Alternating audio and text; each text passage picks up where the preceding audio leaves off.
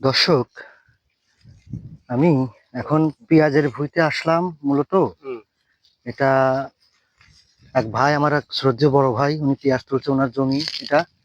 তবে এই আর্লি যে বৃষ্টি হয়েছে, এই বৃষ্টিটা কৃষকের যে ক্ষতি করছে সেটা আসলে ক্ষতি। তবে এটা তো দোষ দিবার কারণ কিছু নাই, আল্লাহ পাক দিয়েছে। এখন আমরা এখন কি করা আসলে ভাই, তারপরে পেঁয়াজের বাজার আছে 800-900 টাকা করে মন।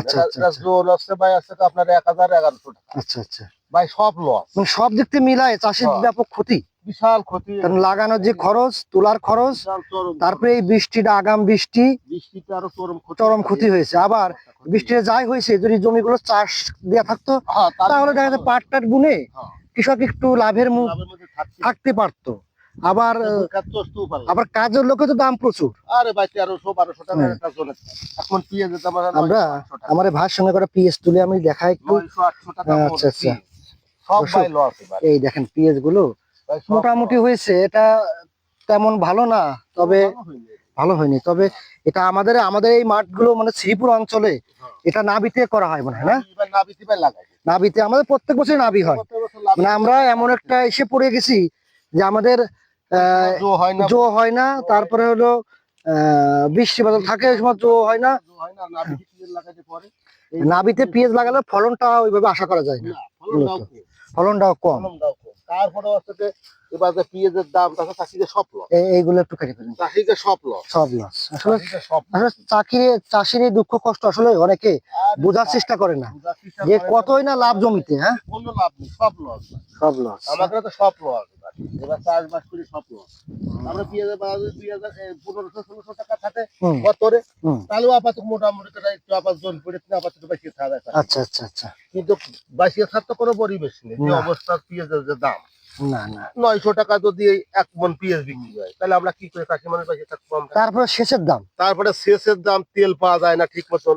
হ্যাঁ, একটা ভালো কথা বলেছেন ভাই। তেল পাওয়া যায় সেটা হচ্ছে তেলের যে ক্রাইসিস, তেল পাই না। এটা কিন্তু তেল সংকট নেই, কিন্তু আমরা পাইনি। কিন্তু এই কিছু অর্থলোভী মুনাফালোভী মানুষ আছে, তাদের জন্য আমরা পাই। তারা হলো এটা আপনারা যে স্টক করতেছে, কিন্তু তেল আমাকে দেয়, তেল আমরা চাষি পাচ্ছে না, চাষি আমরা পাচ্ছি। আমার মূলত যে 1 লিটার দাম 150 টাকা, তাও পাইনি। আচ্ছা আচ্ছা আচ্ছা, পাট আমরা পণ্য কি করি? পাটই তো বলতে পারছি না না না, পাট তো বোনার কোনো কাজ যায়নি। এটা আসলে দেখার কে আছে, কাকে বলবো আমরা? আসলে দুঃখজনক একটা বিষয় যে চাষিবাসীর তো কোনো নেই, না না না, কোনো মূল্যায়ন নেই, কোনো সম্মান নেই, কোনো দেখার কেউ লোক নাই। আমরা খাটতে খাটতে আমাদের শেষ, কিন্তু আমাদের কোনো নেই। নামে মাত্র কৃষি অফিস আছে, কৃষি সম্প্রসারণ অধিদপ্তর আছে, তারা ভুলেও মাঠে আসে না, দেখেন না। আমরা অন্য দেশে ভাই একটা বিষয় কিন্তু দেখেন, অন্য দেশে কৃষি অফিসার, কৃষি সংশ্লিষ্ট যারা আছে, তারা কিন্তু মাঠে ময়দানে ঘুরে বেড়ায়, কৃষির দুঃখ কষ্ট বোঝে, কৃষকের লাভ ক্ষতির হিসাব করে তারা। আমরা এমন একটা দুর্ভাগ্য জাতি, এমন একটা দেশে বাস করি, দেশে কোনো কিছু আশা করা যায় না, আশা করা যায় না, আশাও না, দেখো না। চিন্তা করেন যে একটা বাস সোজা চলে গেছে পানির ভিতরে। কোন দেশে বাস করি আমরা? এই দেশে সম্ভব? এদেশে কিভাবে বসবাস? হ্যাঁ, একটা বাস এতগুলো যাত্রী নিয়ে সোজা পানির ভিতরে চলে গেছে। এ কি কোনো দেশ? এ কি কোনো জাতি? হ্যাঁ, এ দুর্ভাগা জাতি, নির্লজ্জ জাতি। হ্যাঁ, কারণ এইভাবে তো আসলে খুবই এত লোকজন মারা গেছে। দর্শক, আমরা ভাইয়ের কথা শুনলাম, আমরা বিভিন্ন প্রসঙ্গ টেনে আনলাম। তবে এই যে বাংলার কৃষক, এই কৃষকের দুঃখ কষ্ট অর্থাৎ লাভ ক্ষতির পরিমাণ কেউ খোঁজার চেষ্টা করে, অর্থাৎ যে সংশ্লিষ্ট কর্তৃপক্ষ আছে তারাও যেমন খোঁজ রাখে না, তেমনি সরকারি থেকে এর কোনো পৃষ্ঠপোষকতা বা এর কোনো পর্যালোচনা বা এর কোনো গাইডলাইন কৃষক পায় না, যার কারণে আজকে কৃষকের এই অবস্থা।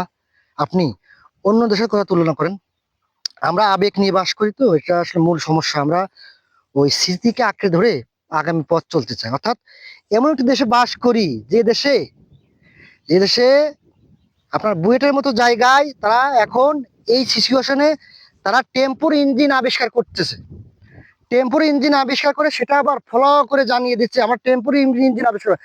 সেই একই পর্যায়ে ইরান আজকে মিসাইল তৈরি করছে। এই ইরান 1971 সালে আগ পর্যন্ত আমাদের দেশের মতো ছিল, সিঙ্গাপুর, মালয়েশিয়া যেটাই বলেন, আমাদের দেশের পরিবেশে ছিল, তারা আজ কোথায়, আমরা কোথায়?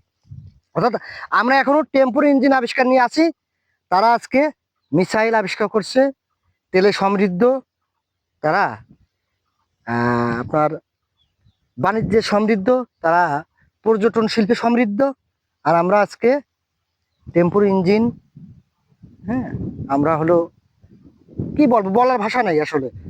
এ হলো আমাদের দেশ, এ দেশে থাকতে বাস করতে লজ্জা করে, কিন্তু জন্ম হয়েছে তাই যেতে পারি না।